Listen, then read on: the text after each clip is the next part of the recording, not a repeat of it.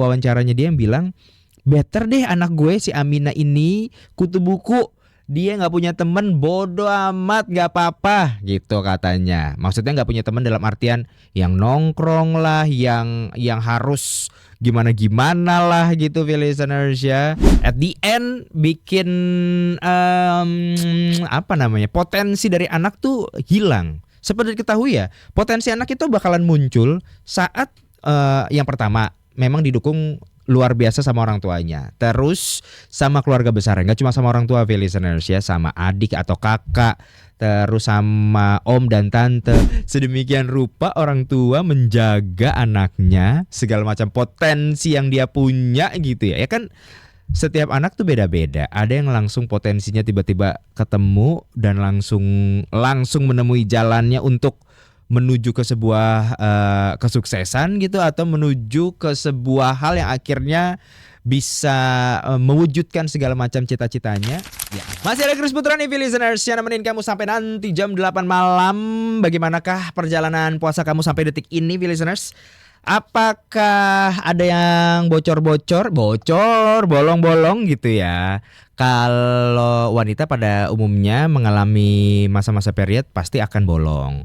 Tapi seberapa lamanya itu akan mempengaruhi seberapa malas kamu, listeners, untuk membayarnya. Gue nggak menjalankan ibadah puasa, gue nggak tahu secara jelasnya seperti apa. Tapi kalau kata teman-teman gue, mendingan pas di Ramadan itu puasanya di fullin aja kalau bisa. Kenapa? Soalnya begitu tujuan untuk membayar puasa, listeners, ada aja rasa malas yang membuat lu tuh kayaknya tergoda untuk ikutan makan. Misalnya udah niat nih, gue mau bayar puasa gitu ya setelah puasa Ramadan ini. Tiba-tiba teman-teman lu lagi ada yang merayakan ulang tahunnya, ada yang merayakan resign-nya, ada yang merayakan naik jabatannya. Lah. Nggak jadi deh makan-makannya deh. Kesel gak sih lo? Soalnya listeners, gak bisa dipungkiri ya, apapun yang kita lakukan itu gak jauh dari pertemanan kita, dari circle kita. Ada hal yang bisa kita lakukan secara positif bareng sama mereka, listeners, ketawa-ketawa. Ya walaupun ketawa-ketawanya itu karena ngomongin orang ya, negatif jatuhnya kalau begitu sih. Tapi paling enggak nih ya menurut gue, listeners, momen dimana lu masih bisa ketawa-tawa, momen dimana lu masih bisa merilis segala macam stres lo, momen dimana lo masih memungkinkan, listeners ya, mendapatkan hal baik gitu ya dari teman-teman lo. Pertahankan pertemanan yang seperti itu. Nggak bisa dipungkiri lagi bahwa kondisi sekarang, apalagi di tengah pergaulan bebas, segala macam hal informasi bisa kita dapatkan di situ, listeners. Lu pada takut gak sih sebagai orang tua? Jujur, gue sebagai orang tua, walaupun anak gue dua-duanya cowok gitu ya, worry-nya sih berat banget, listeners. Gue takutnya anak gue salah bergaul, gue takutnya anak gue salah punya temen, gue takutnya anak gue akhirnya jauh tuh, listeners, dari apa yang dicita-citakan dia, dicita-citakan gue sebagai orang tuanya juga, atau mungkin ya jauh dari agama dengan alasan karena teman aku begini nih papi, teman aku begitu tuh papi, dan lain sebagainya. Jujur gue worry sih, listeners ya. Ini kayaknya momentum di bulan Ramadan ini buat setiap orang tua gitu, listeners ya. Apalagi yang menjalankan ibadah puasa dan anak kamu pun sudah menjalankan ibadah puasa. Ada kalanya tuh untuk sholat bareng, momentum untuk akhirnya buka puasa bersama, santap sahur bersama. Insya Allah tuh bakal lebih membuat erat lagi hubungan keluarga kamu, lebih harmonis lagi gitu, listeners. Sama satu lagi ya kan keimanannya semakin dalam lagi, semakin tebal lagi. Ya syukur-syukur akhirnya bisa jadi barrier untuk menghadapi pergaulan di luaran sana. Ini pun lagi dialami sama Aurel, listeners, Aurel Hermansyah, yang juga istri dari Atta Halilintar. Jadi si Aurel Hermansyah itu ada satu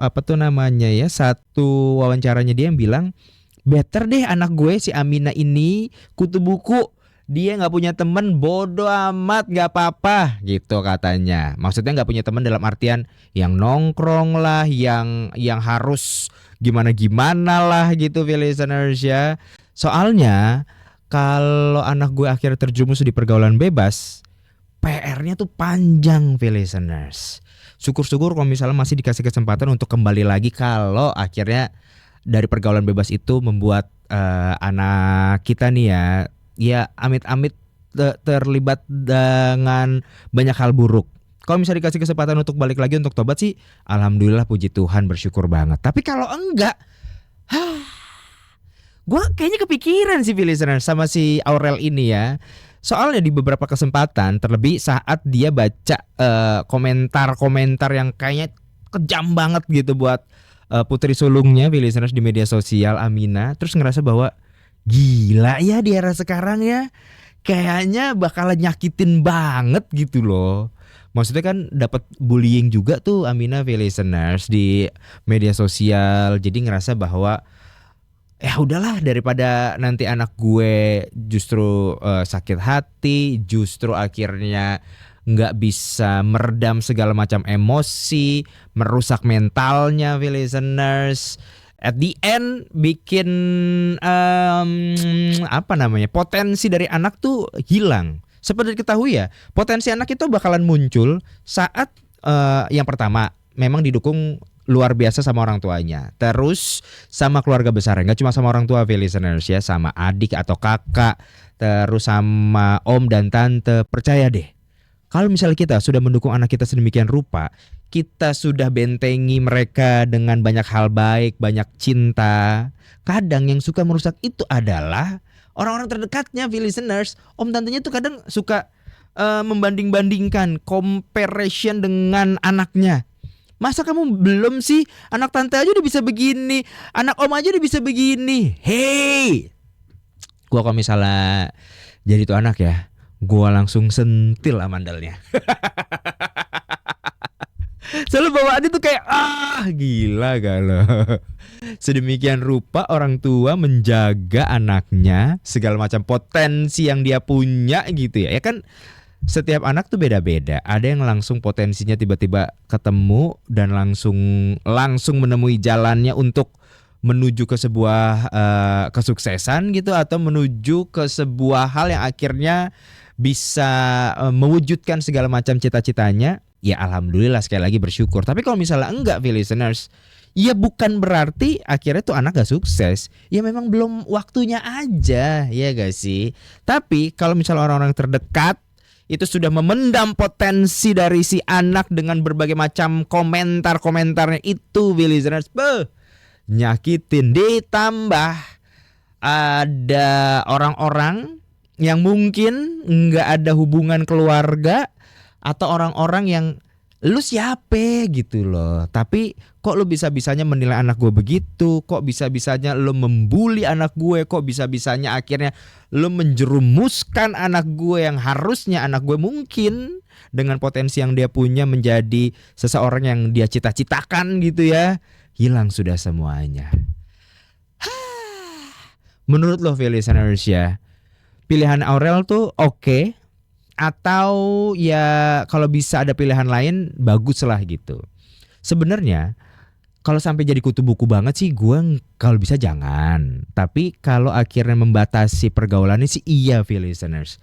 Gue takut aja sih sebenarnya, takut kalau misalnya anak gue akhirnya nggak bisa mengontrol dirinya, terjerumus banget dalam situasi pergaulan bebas itu. Ya masa depannya hancur kan, kasihan buat dianya juga gitu loh. Apalagi buat gue sebagai orang tuanya, listeners. Karena itu dari sekarang tuh gue udah mencari cara sedemikian rupa untuk mendekatkan anak gue, minimal, listeners ya, sama Rafathar, anak gue yang pertama. Karena umurnya gak jauh gitu. Kenapa sih di sini pada gak usah sirik-sirik gitu lah. Terus anak gue yang kecil sama Cipung, ya udah itu sepantaran, listeners. Jadi kayaknya mereka bakalan punya persahabatan yang sangat amat erat deh. Terus kalau misal ditanya Anak gue itu, gue sih bukan tipikal menjodoh-jodohkan ya, tapi paling enggak ya bisa lah jalan bareng sama Gempi, yang anakku yang pertama ya. Kan sama-sama Kristen tuh agamanya. Gimana Mama Isel? Cocok kali kita? Cocok kali anak kita ya?